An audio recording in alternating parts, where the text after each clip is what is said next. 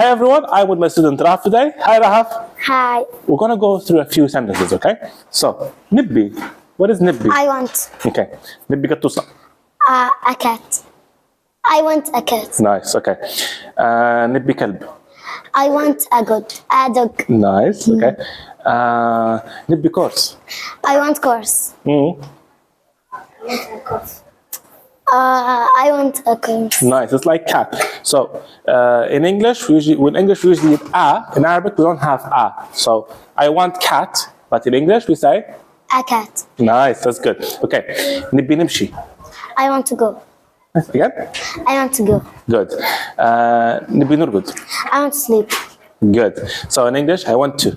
But in Arabic, nibbi nurgud. Right away. I want sleep. Right away. Okay. Rahaf. Nibbi nimshi unurgud. I want to go, but I want to sleep. Okay. No. مش but. لكن. And. And sleep. Okay. I want to go and sleep. Thank you, Rahaf. Good.